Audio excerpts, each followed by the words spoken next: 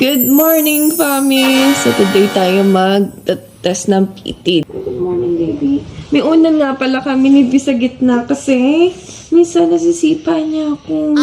Ingat-ingat para sa baby. Diba, anak? Harap ka kay mami.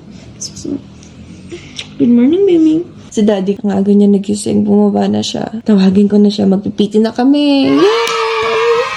Excited na kami ng sobra. Let's go! Ito na si daddy at ito na ang PT natin. Excited ka na? Positive yan.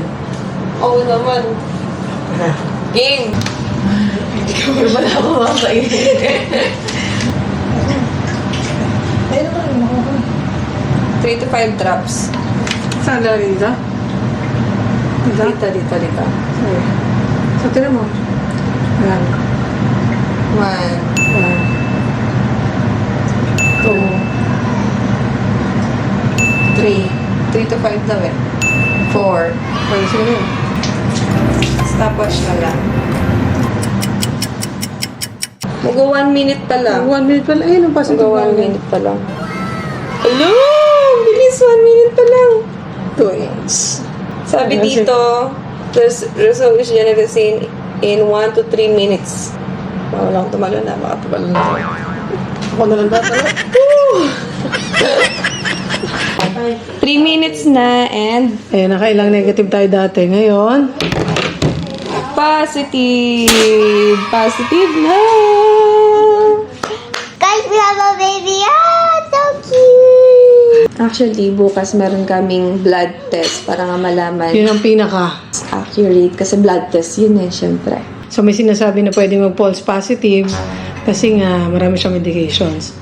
Pero, kita pa lang dito sa mga unang PT namin, negative ang lumabas. Kahit may medication naman Yes. siya. So, same medication pa rin naman siya ngayon. So, Ito ngayon, is- nagpo-positive, it means, yan, positive. Pero iba yung bukas, no? Iba-iba pa yung bukas. Malaman din natin agad bukas. Oo, malalaman din agad. Sabay-sabay tayo magdasal. Sana ibigay sa amin ni Lord ang twins na hinihiling namin. Si V, ito yung gabi-gabi niya pinagdasal. Kaya nung nalaman niya na transfer na ng time na yon, sabi ni V, Sabi niya, really? Because I pray so much. Papa Jesus made it come true. Because I pray every night. Paulit-ulit siya gano'n. Ang cute yan, no? Oo, sobrang. So, alam niya kasi, when you pray hard, tapos, yun nga, talagang wala siyang missed eh, tungkol dun sa prayer niya na yun.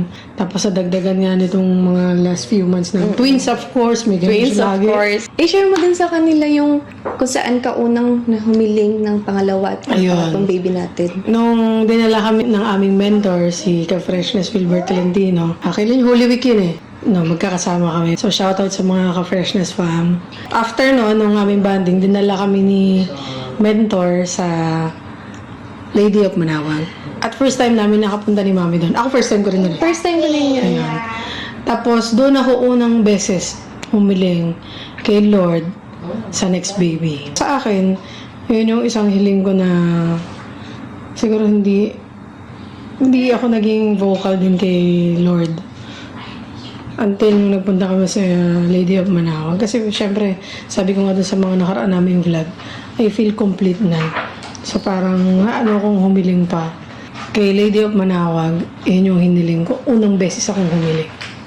Oo. Ang galing. Eto na. Bait ka naman daw kasi. Napakabait kasi nito. Fair siyang tao. Kaya nga yung promise sinasabi ko sa inyo, yun ang pinaka-gustuhan ko sa kanya.